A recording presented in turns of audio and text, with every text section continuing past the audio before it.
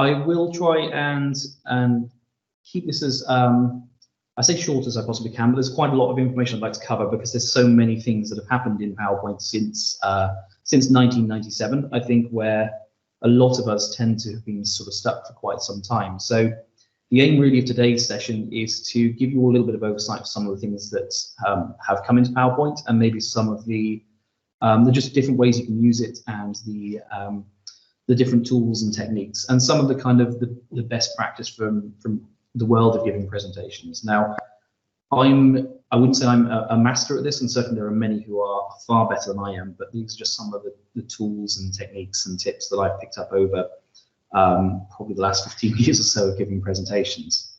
So I have got a presentation to go through, so it is hopefully not death by PowerPoint, but that is one of the topics that we're going to be covering today.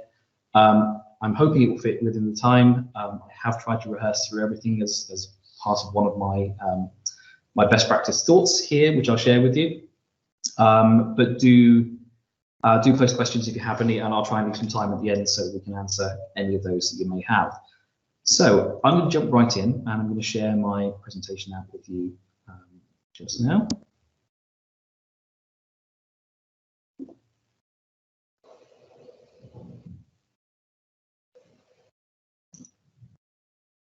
Right, hopefully everyone is able to see this one. So generic slide, how to not suck at PowerPoint. So really what I'd like to do is just teach you some of the tips to some of the problems we tend to face around giving presentations, and to try and create something engaging that people can enjoy being a part of. So as Tom said, just a quick intro for me and who I am. I'm Anthony Martin, the Digital Innovation Manager at Exeter College. I'll put my Twitter handle on there as well if you do want to follow me and see any of the things that are coming out from my channels. And also, as per many people taking part in the sessions today, I'm also a certified MIE and MIE expert, although I do need to update my badges for this year because they're a little bit out of date there. So feel free to get in touch if you have any questions following this, but I'm just going to jump right in, and hopefully you enjoy some of the things you see. Okay, so quite a full agenda of things I want to cover today, so don't worry about tilting your head sideways. We're going to go through these one by one. And the first one I want to do is getting ready for the show. So this is something that really, when you're setting up your PowerPoint presentations, as I've done this morning, is to try and turn up effectively early for the event. And that's key when you're doing something like a live event as well. I've encountered problems getting into the session this morning. It's very common for that to happen. We tend to recommend allowing maybe 15, even 20 minutes of time before you start your presentation, just to make sure you can get all those niggles out of the way. You can get all of those, the internet connectivity issues, making sure your PowerPoint presentation is ready to go, and those sort of things. Now, in that prep time, one of the things that I've done with my time here is to pre-launch my presentation in presentation mode, so that you can actually jump straight to it. And then when I come to share it, I've shared straight into that window so that I'm not having to jump back and forth. So in the event of giving a live event or a session like this one, it means that I can really nice and simply create that sort of effect of going straight into the presentation without having to sort of load up slides and so on. So those are some of the kind of key top tips there. Now, one other one is to do with PowerPoint Remote. So I'm just going to hold up my device to show this as a real thing. I use this when I'm giving presentations, usually stood at the front of the class or stood at the front of the lecture theatre, because I use it as my visual guide to what's going on. Now, at the moment in front of me, I've got my my presentation sort of showing, which is ideal. But also, if you haven't got that situation where maybe the screen's behind you, the last thing you want to be doing is really turning away from the screen or from your audience all the time to actually go through that presentation. So the QR code in the top corner here is to a download link, which will get PowerPoint Remote and allow you to install that on your devices. Take a look at it. It is really, really useful. It gives you a preview of your timings, your slides, the number of slides in this deck, and all your notes that are on the slide as well. So from a teaching point of view or a lecturing point of view, this is a really great tool to have in your repertoire. It also includes a laser pointer and slideshow preview, so you're able to see what's coming up next, which is really handy when you're not looking at the screen behind you. Okay, next up in my hit list is really around using your notes, and this is something that I've seen a lot of teachers, a lot of lecturers not really taking advantage of this. If you've got a front of class PC, then you can put it into presenter mode, so allowing you to see not only your notes, but what's coming up next. I would really, really strongly recommend you take a look at this particular function when you're running the slideshows. As you can see on screen here, we've got the preview of what's coming up next. We've got some information about my notes, so I can read through those if I want to, and also just a visual cue of kind of what's on the slide.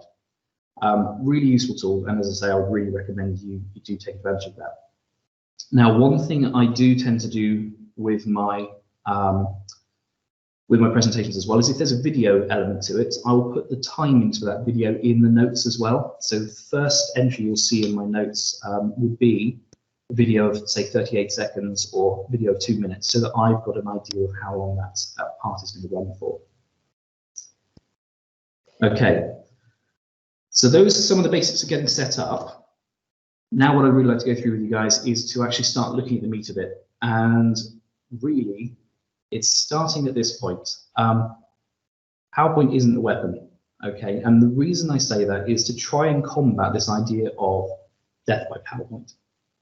We've all experienced it. I'm really hopeful that today is not one of those sessions where you think, oh God, that's 68 slides of hell that I just have to sit through. I really hope you don't see it that way, and I hope you take away some useful elements to it. But we've all, I'm sure, no doubt, sat through presentations that really disengages, that turns off, that take away any kind of enjoyment that might have otherwise been had from presentations. And that's something I'd like to change, and something hopefully a few of these tips will help you with. So just looking through, no need to sort of shout out or raise comments or anything, but do think through with us as we go. I've just put up 4 slides effectively for you on this kind of this concept of death by PowerPoint, and I think each one of these, for different reasons, is a prime candidate for that. Now, I'm very sorry if anyone recognises any of these slides. They have been pulled from general sources on the net, but in the interest of fairness, I have also included some of our own ones on the latest slides here. So, you know, I'm just as guilty, and everyone, I think, is just as guilty of creating things like this. Now, the key is what's wrong with these. So how do you know to fix it? And this is my thought about those 4 that are on screen effectively. So the first one, I think, not only have we got too much content, but we've also got a much too small font. You know, start bigger, and then you gradually work down if you do need to have more content on the slides. But that would raise some questions that I'll come on to later. There's too much distracting content on the one on the right-hand side. Too much content, too many images, too much going on the slide. Basically, keep it simple, if you can do. And then in the bottom left corner, we've got my presentation. So slides aren't your script.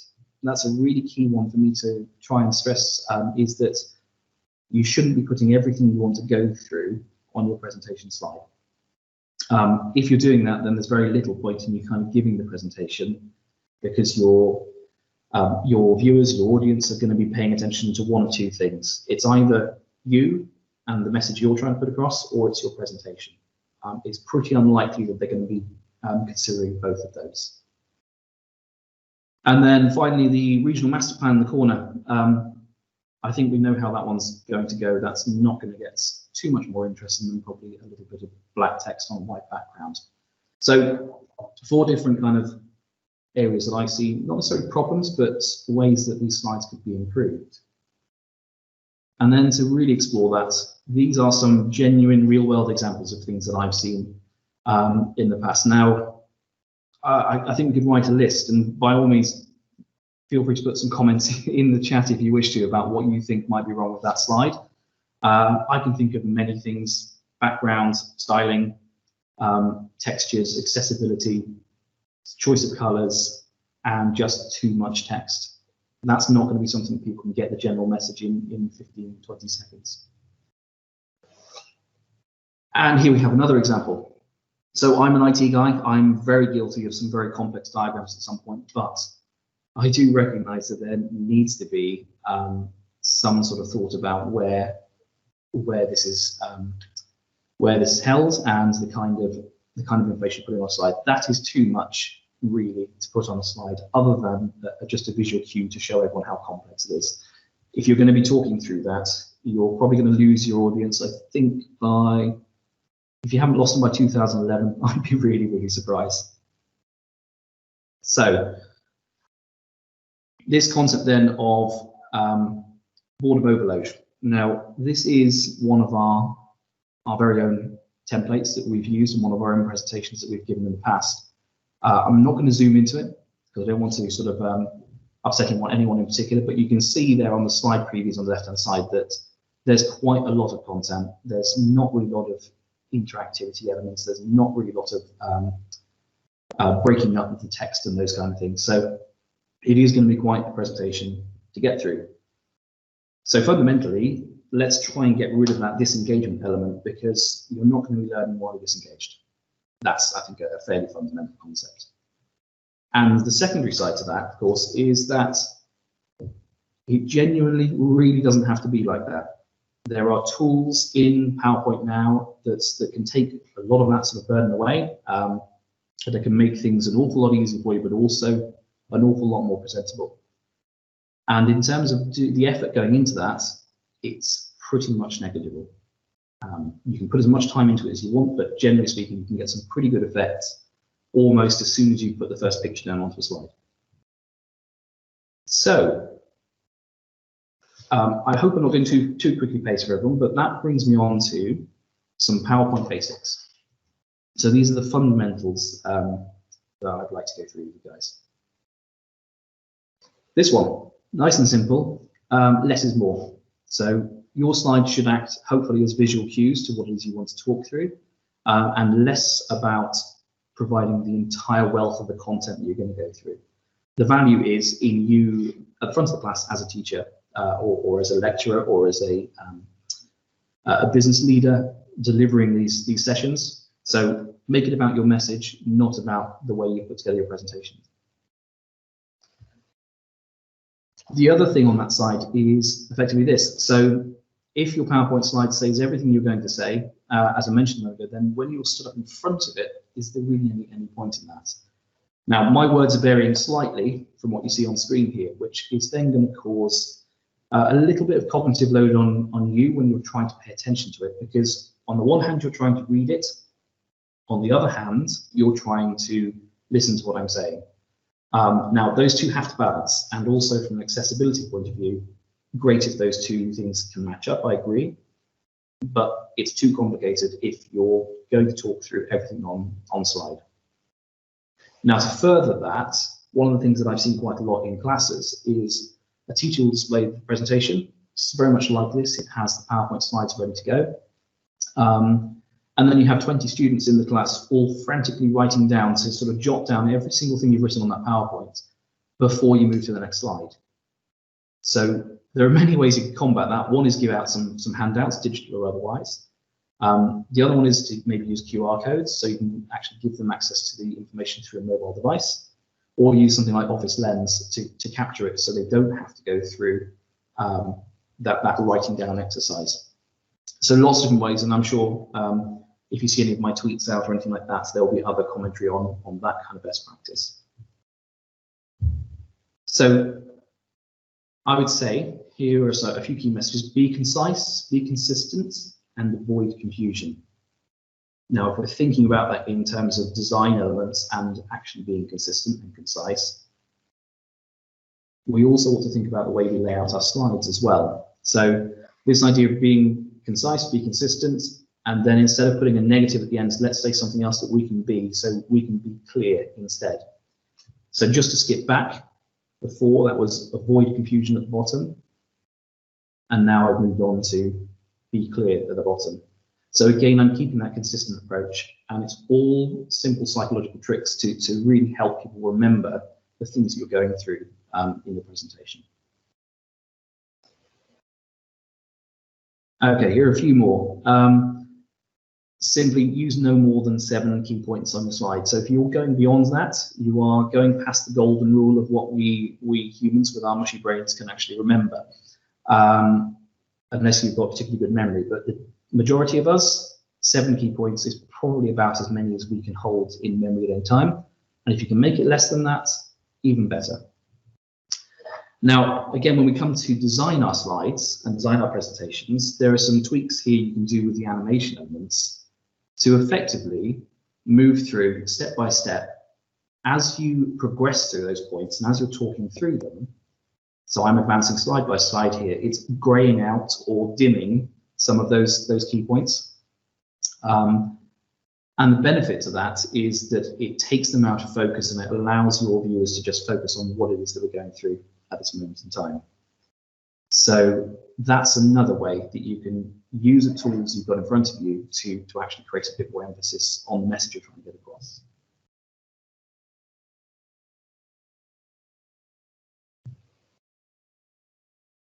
Okay, I think we can all agree that spelling and grammar are important, and not least when you're about to give a presentation to 150 people or a worldwide audience.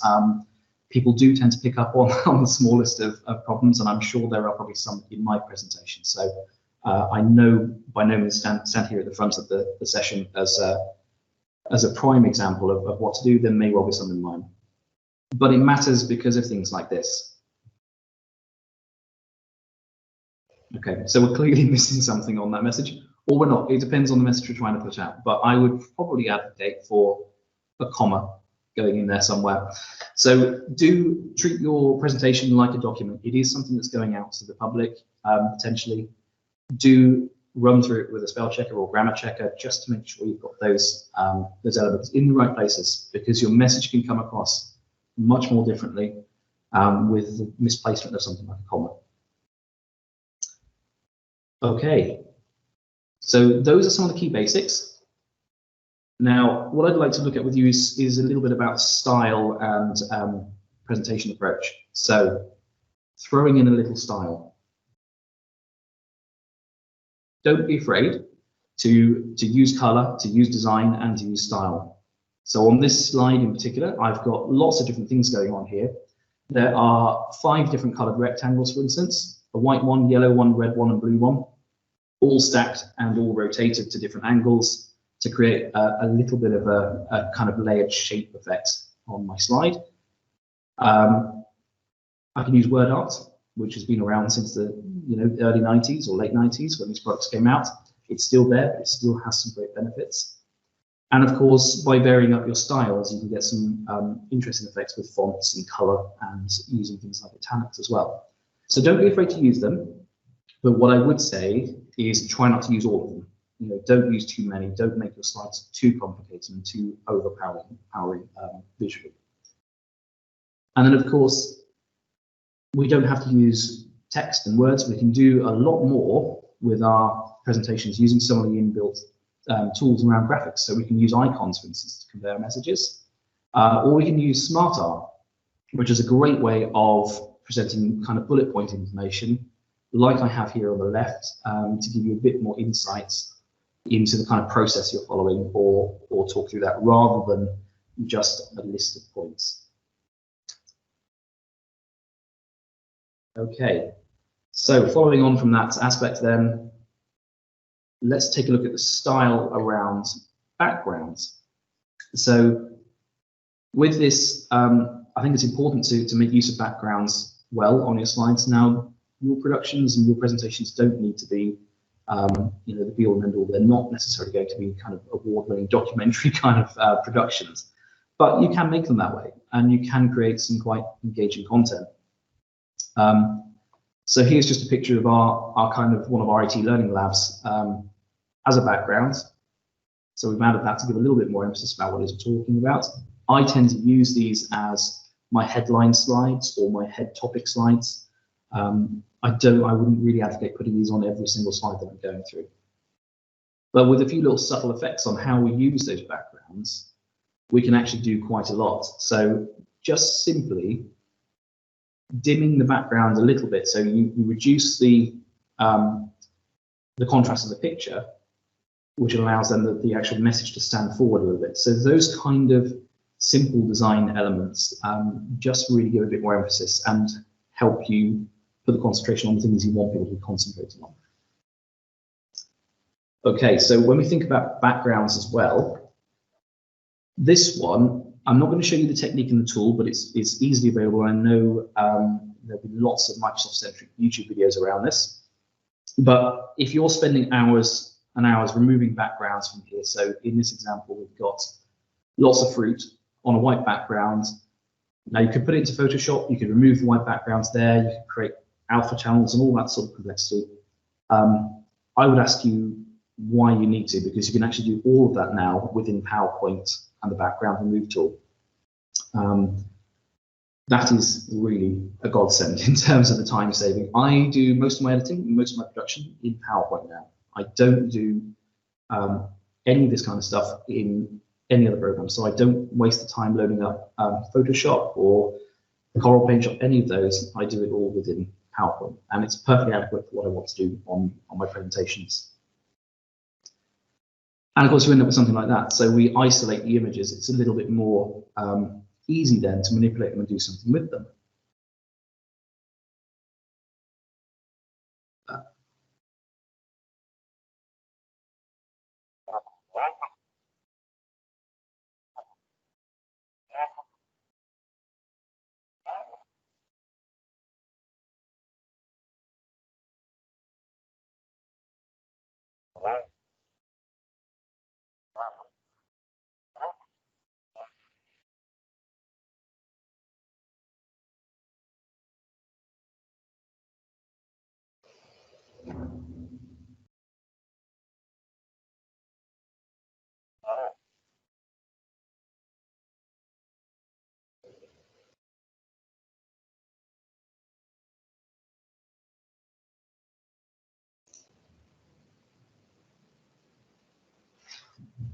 Now I'm hoping the audio came out. I'm just going to switch back to my presentation a second, because this is one thing I do want to check with you all. So I'm sorry for not doing this beforehand.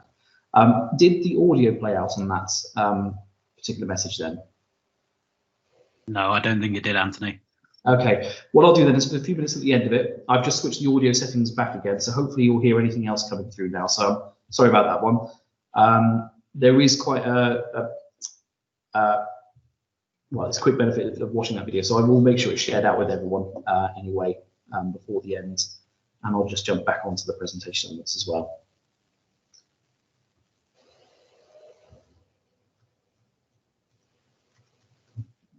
Okay, sorry about that. These changes only apply to the image in your file. If you'd like to save the edited image. Okay, I take it that audio is coming out now, so in the interest of it, I will play that back a little bit later. Did that come through okay, Tom, just then? Yeah, Yep, it did. Yeah. Great, thank you. Right, sorry everyone. As I say, these presentations don't always go perfectly, and they can sometimes have some issues. So hopefully we'll sort of jump in from there later on now. This is the next one I'd like to have a look at with you guys, is design ideas. So what we talked about before about some of those presentations, you know, the white backgrounds, the black text, what has been the kind of Office 97 usage profile and how we knew how to use these tools. I see a lot of this still within our college and anywhere I give presentations, and I know that everybody's time is limited. So I don't begrudge the time and effort or sort of diminish the time and effort that anyone puts into putting these things together, because I know they can be quite time consuming. But that should hopefully, if not have changed already, be about to change. So if you're not aware of this tool, Design Ideas is embedded into PowerPoint. It is embedded through all the product range, so it's available online and on the desktop apps as well. And this is absolutely amazing. Now, I think I'm right in saying that Microsoft, or one of the leads at Microsoft, actually designs this so that their blind users could create presentations as good as anybody else. Now, I would say with this tool, those people with vision impairments, with the thoroughly blind users, could actually create probably far better presentations than many of us have been used to for quite some time. And it's really, really simple. You just literally throw some images on a page, add the text to it, And then down the right-hand side, it will give you about 6 or 7 different design themes that you can come back to and design your slides for you. So literally, you can create the most stunning of presentations with about 30 seconds worth of effort. So it is absolutely amazing something you can do with this. So let's take a look at that one. Hopefully it really does play out for you.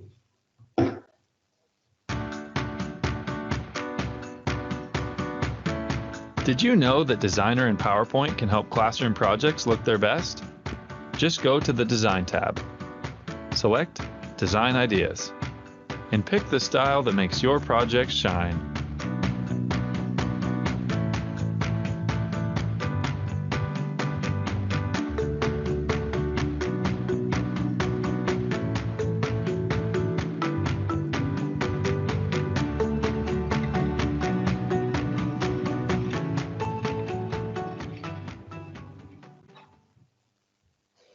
Okay, so that's the whole 38 seconds worth of how to use that particular function. So within 38 seconds, you can create some pretty stunning looking presentations.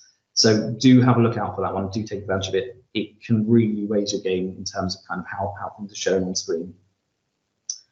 Right, so there's quite a few tools we've gone through. We're halfway through. As I say, I'm trying to make sure we leave some time for questions at the end. So the next thing I'd like to go through is the concept of production values, and really what you can do with this. I think with the tools we've got in front of us now in PowerPoint, we can set our sights higher. So I think we can raise our game, and I'm just as guilty of this as well, is from having been probably in the Punch and Judy era for a little while with our presentations. We just want to get the message out there. We throw lots of stuff on screen. But actually, when we think about who's consuming that content, we've got the likes of, Blue Planet to compete with, and all of those amazing BBC series as well, of getting those messages out there. Now, there's no reason why we can't do the same thing in our classrooms with effectively with PowerPoint, with the tools that we have at hand, to create some quite visually stunning, really engaging content that actually can be reused time and time again. So it doesn't have to be about standing up there, giving a presentation, and then repeating it every single session. You could, as we'll come on to in a minute, actually record it, pre-record it, share it, upload it to various video stream sites, and make it available as if it were one of the documentaries that we tend to download and embed in our classroom and our presentations as well. So you could be the creator of that kind of content just as easily. That said, we know that PowerPoint has lots of special effects. I've used a few of them already in this slideshow. But the fundamental message to try and remember, as I said right at the start, is please don't use all of them. There are a lot of different transition effects. There are a lot of different styles. Pick one, pick two, but probably don't try and use a different style and different transition on every slide. It just gets a little confusing, and it tends to diminish the kind of message you're trying to put across. Now, there are loads and loads of presentations and presentation templates out there. You can take some of the great examples of those and embed them in your slides. I'm just going to skim over for you 3 of the ones that I've found that actually look quite nice and are achieved with all the tools I've already talked about, and again, very little effort to actually put them together. So there's this one with the clouds coming in, the various message points coming in on screen. This has been done with lots and lots of cutouts of clouds using the background remove tool, using the list animation effect, and then the bottom of the screen we've basically got loads and loads of rectangles and squares as shapes, all coloured and layered on top of each other, and then embedded as one object. So it's not done with anything particularly fancy tool-wise, it's just created using the things you've got in PowerPoint already. Here's another one. So we've got lots of rectangles turned at angles with some with a white background, and then the text flying in from 4 different directions. Again, all really easily achievable with the animation tool in PowerPoint. A little bit more complex now. Again, using the animation effects and using the list effect within PowerPoint as well. But you can start adding these kind of things into your slides. And then if you really want to get a little bit fancy with some of the things you can do, then I want to bring it back to this parallax and the morph tool. So I don't know how many of you have seen this or used this already. If you haven't, then you might find this is going to be quite an interesting little slide to go through. If you have, then you'll probably be way ahead of me in terms of how this is being used already. But really simply, we take our fruits that we had earlier on, we copy them. So on the right-hand side of the screen, you've got my original image. I'm now just copying it 3 times to create three different pictures. And what I'm going to do from that is then crop out those pictures. So I've got 4 individual objects. When I've got them, what I'm next going to do is I'm going to duplicate my slide. I'm going to attach the morph effect, and I'm going to move the individual fruits around on screen. All right, so that's the effect. If I go back and forth between that now, that's just with one animation called, or transition called the morph effect. And as I do that, it's taking all 4 of the objects I have on screen, it's resizing them, it's animating them, it knows where they've got to go because they're on the next slide exactly where I need them, and it does all of that animation between it. Okay, so that starts to become a really, really powerful tool. And when you realize it can also blend the color, so if you're going from, for instance, blue to green, it will give you all the shades in between as the object moves across the screen as well. Next up, there's this idea of the parallax effect. So you can create the same thing using the morph tool by transitioning between slides to create that really nice effect of going back and forth or moving through space in this case. And I've got an example coming up that I'll show you through this one. So just going back and forth a few times, you can see that's really quite a nice effect. That's using the morph tool, and all that's using is one image copied onto a duplicate slide, and then just resize the background. And if I bring all that together, you can start to get something a little bit like this, which you'll see going in the background. So I'll put it up on big screen for you in a second. But the effects I've used here are section zoom, removing the background tool. We've got morph transitions and the parallax kind of effect. Morph transitions again. So that's more around 3D objects and ties in with that. And then we've got design tools coming into play as well here. So I'll bring that, I'll let it just finish off on this part, and then I'll bring it back to big screen again for you.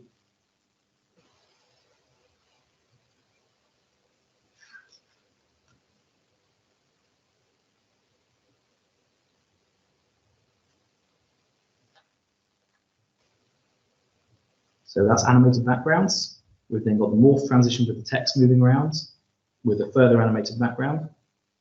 We've got GIF images or 3D images embedded into the presentation. And all of these planets are done in the same way the fruits were done, using just single images and resizing them. The text is using the morph tool. And again, as we tour through each of the planets one by one, that's using the morph tool as well to bring that to focus. So you can see some of the effects you can get here are very much like you'd see on any of those documentary programs, on things like Robot Wars, and this one in particular with Hubble. I can't lay claim to this one. This is done by, I think, some of the guys at Microsoft. But I can animate and rotate around 3D objects now in PowerPoint. So if you really wanted to create something fancy, you can create a 3D tour of a device, of a robot, of the Hubble Space Telescope, and then put your own information around it to make it a really amazing learning object.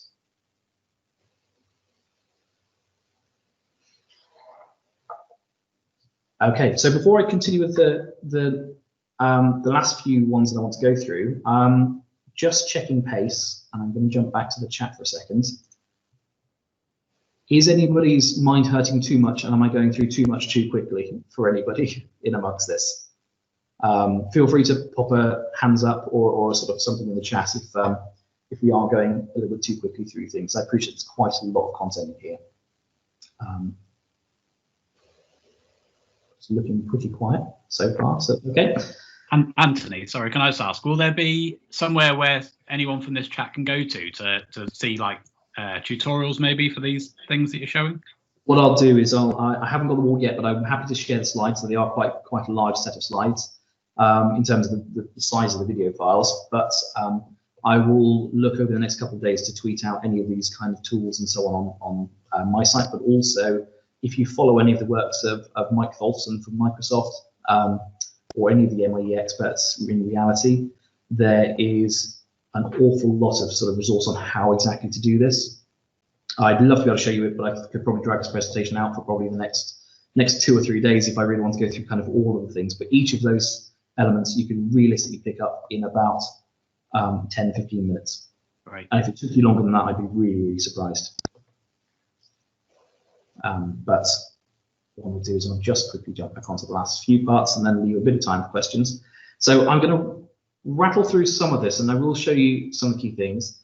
Other things you can use PowerPoint for, and again, coming back to this, how to not suck at PowerPoint, you can use it for things that save you time. And I think that's a great way of not sucking at using PowerPoint. So we've got things like the screen recording in here now. So all of those elements you've seen with my video feeds inside the presentation today, some of those ones where I've been using screen are captured from screen recording and then just embedded back into the presentation again. Really good for explainer videos and really good for just quick user guides on how to do something. Then we can take it a step further and we can go on to this concept, which we're all hearing a lot more of now, which is the flipped classroom. And here we've got, this is kind of where I come back to it from. This is not a new idea by any stretch, but it does allow you to vary up your presentations a little. I've always, when I've been going through this, had in mind Jurassic Park, and I remember that one scene where you've got John Hammond talking to himself on the presentation he's given, effectively. So he's not actually interacting with that other John Hammond, he's just talking to a pre-recorded version of himself. So it's a little bit of a play, but you can achieve the same kind of thing as I've sort of done with some of mine, and I'll come on to it in a moment, where you can create your own lecture capture. So you could use PowerPoint Recorder, for instance. You see the terrible mugshot of me in the bottom corner of this one, where I could talk through all of my slides, and I could have done exactly that today to talk through everything and just play a video at you, which you probably still have the same kind of level of information taken out, but it doesn't allow for questions and answers part at the end necessarily. But it is really good for this concept of record once, to replay, and to share. So if you are a teacher and you're wanting to save yourself time, and certainly over what we've experienced with COVID as well, and all of this kind of thing, is that we've had to change the way we do our classrooms. In truth, we find, I don't know if anyone else finds this, but I certainly do, that live sessions are incredibly taxing on the mind, particularly when, like I am here, I'm not actually seeing anybody, I'm just seeing my presentation. So all I'm talking to at the moment, as far as what I can see on screen at least, is a little white dot telling me my camera's recording. That does create cognitive load for tutors, and I think we've all probably found that during COVID and the remote delivery of sessions, it does tend to fry our brains a little bit. We probably couldn't do quite as many live sessions in that format as we could in an actual classroom. And that's completely understandable. So by using these capture tools, we can record our presentations, we can record the key content, and then have it played back to our students. I think that's a great possibility. The challenge, of course, lots of people are fearful of the words lecture capture, and I think in the past it's been used a lot for reducing work, or probably reducing the number of people actually delivering content. But I say seize that opportunity, use it as your opportunity to take that content and build on it. So you can turn your lesson into a complete flip of the normal lesson by putting that content out in front of your students, have them research it and review it before they come to class. And then you come back and the important part, the teaching element, is the discussion that takes place afterwards, is building on that knowledge. So as a prime example of that, the flipped classroom, hopefully, with an introduction to myself. Okay, so we've already talked about this idea of not reading out everything on a presentation or on a slide, which I think is great advice to go by. But also we've got other considerations around the fact that I may be rehearsing my presentation. So in effect, I'm creating it. I'm then spending an hour rehearsing the presentation to make sure it fits with what I want to run through with the class. And then I run through it yet again when I get into the class with my students and go through exactly the same content again.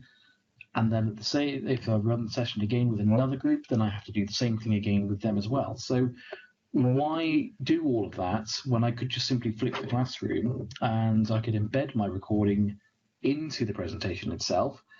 And then that would allow me to create a very different type of session with my students, so we can actually talk about the presentation within class and have the students watch the presentation before they get to class. That creates a very different dynamic in the classroom and actually means that I can move from simply repeating content to being more supportive and using my skills as a teacher or as a tutor to actually mentor and support the students a little bit more. It's a very interesting concept, and as you can see here where I'm recording the video directly into PowerPoint using PowerPoint tools, I don't need anything advanced to do it. I just simply... Okay, so I've cut myself short there, but we've already talked through some of those key points, and I think that's the kind of fundamental thing I'm trying to get across, is you can save yourself time with that, but you can also create some amazing effects. That's not to say that past me couldn't have made a little bit more effort and probably looked a little bit less bleary-eyed when he was putting together that video, but it does show you the concept of kind of how you can use those tools, and all without even PowerPoint. Okay, so the story and the process that I followed is really simple: to record my slides with the PowerPoint recorder, to save it, to export it as a video, and then I can stream that out or share that out on Microsoft Stream or Replay or Planet eStream or any other kind of video platform you have.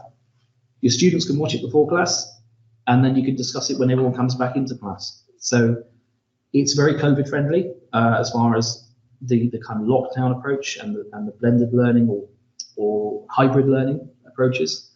But I still think it has a great place in the kind of post-lockdown term we're about to sort of start now, or at least try and start now, I should say, with how we can use those kind of things. Okay, so that's flipped classroom. I've got two last things I want to show you, and I think you're really going to like these. So these stem from using PowerPoint in ways that it wasn't originally designed for. And I picked this up from one of my students, which was just to simply use it as a wireframing tool. And that actually was a brilliant idea. So what if you could create some stunning looking posters to go out around your college? Now, we've done this. Every single poster that my team produce is now done in PowerPoint. We don't use anything else for it. I don't use Photoshop. I don't even use Paint or any of those old school tools. I just simply do it in PowerPoint because I've got freedom to create lots of really cool effects and nice stylish looking posters. And these do exist. Just to demonstrate, these are the real world printed versions of those posters. And as I say, we have them up everywhere. We then use things like QR codes to interact with them. Again, I'm just using the shapes, I'm using the layering capabilities, I'm using the background removal tool, the sort of text and the styling, and I'm just embedding those onto a slightly differently sized PowerPoint slide. Now, the great thing about it is I can put all my posters in one bank. It's kind of like, in some ways, it's kind of like what I wish OneNote were in some senses, of knowing that each page is a self-contained limited document, like Microsoft Briefcase used to be. But it is a really useful tool. And now we're starting to look at it for different things as well. So things like infographics. Again, exactly the same principle. All it is lots of, hopefully not so much text, but lots of graphics embedded onto a long-running page. Just extend your PowerPoint slide down, create a different size PowerPoint slide, and you've got exactly that same effect. It also allows you, while you're drafting, to create maybe 5, 6, 7 different variants of the same thing, take it back to your team and see which one's preferred, which one would you rather use. And that is, as I say, something we're starting to explore now, and I've got a lot of hope for that being used in some really positive ways. And then finally, the last thing to mention to you is something that I think is really, really cool, only out this year, which is PowerPoint Coach. Now, what I'll do is I can run this separately for any of you, but do feel free to have a go. It's only available, I think, on the web at the moment. But this is a phenomenal little tool that goes through and analyzes everything you're doing while you're giving your presentations. So setting aside all the design and all the style elements we've gone through, let's now talk about you for just a minute. This is your rehearsal report, and this comes back after you've gone through that kind of presentation test. It will guide you in terms of how you're presenting. Are you presenting too quickly? Are you talking too quickly? Are you repeating every single word that you've written on the slides? So it checks all of that for you with a little bit of AI.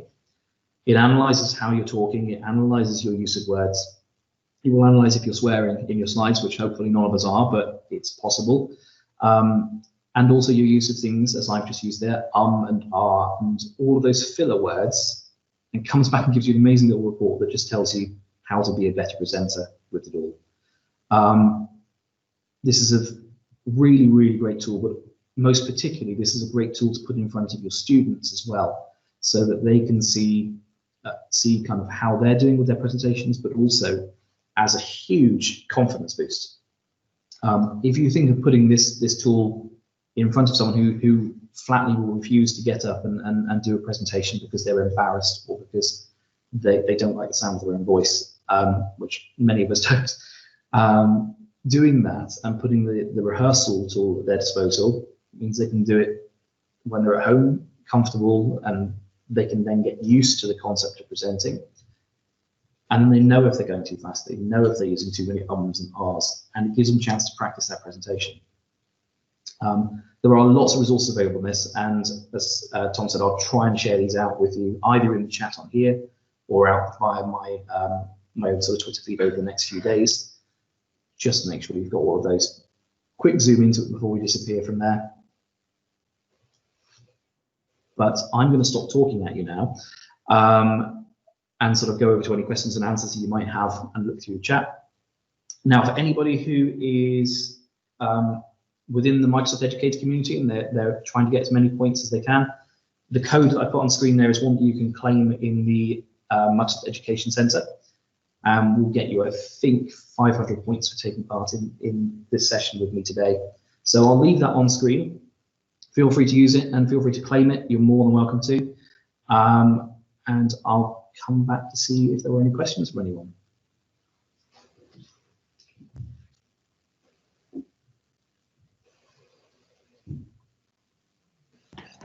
That was really good, Anthony.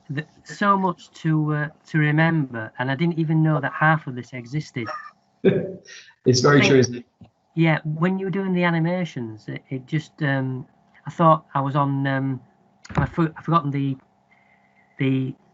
program that you use on some of the slides that make them come alive. I can't remember the thing offhand, but it just reminded me of that, and I thought I never knew that PowerPoint had so many things linked to it that can make it so interesting, because I'm unfortunately one of the older brigade in which I use PowerPoint to death sometimes.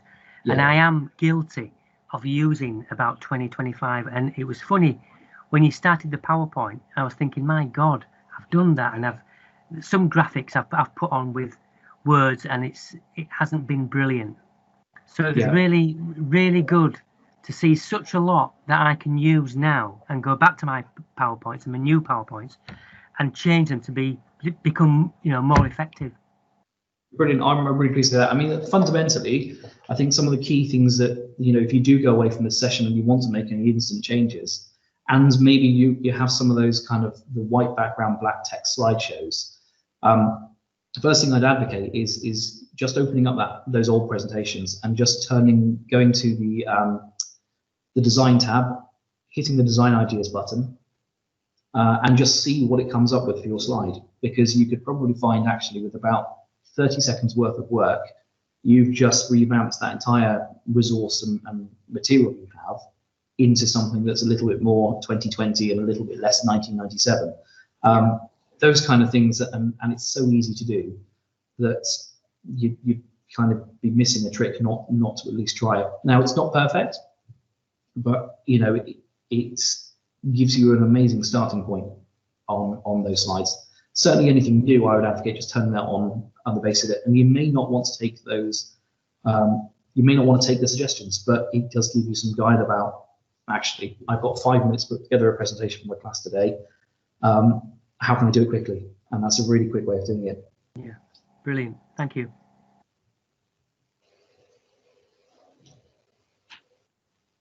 I'm just going to have a quick scan. There's definitely some amazing tools there, Anthony. I think one thing that's probably worth bearing in mind for everybody is, and this is feedback from students directly, is these are all amazing tools, but think about, you know, using them wisely, I suppose, is the best way to put it. Sometimes you can go a bit over the top with transitions and effects and things flying in from all over the place, but just remember the kind of accessibility for the students.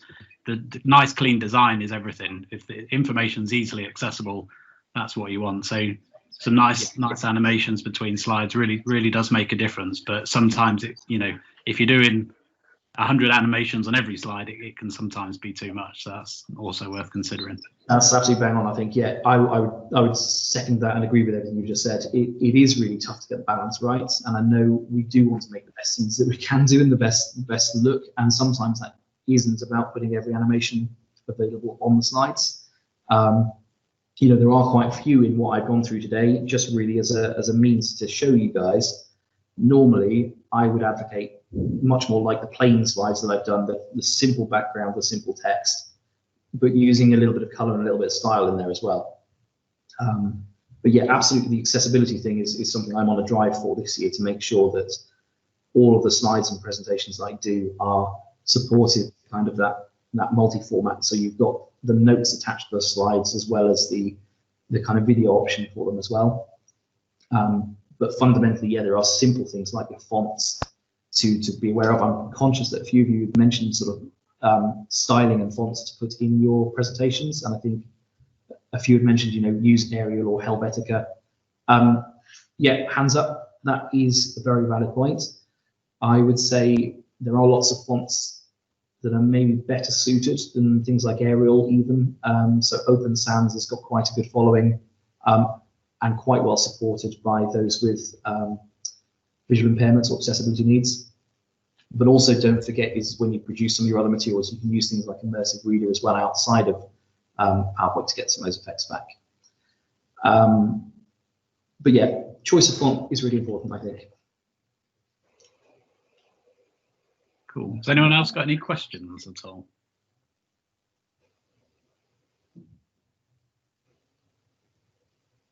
I think that might be it, Anthony. Cool. Thank you very much for your time and for sharing the slides. Thanks very much to everyone that's attended. Keep an eye out in the chat for this meeting, and yeah, there'll be some links posted to some guides and tutorials. So yeah, thank you very much.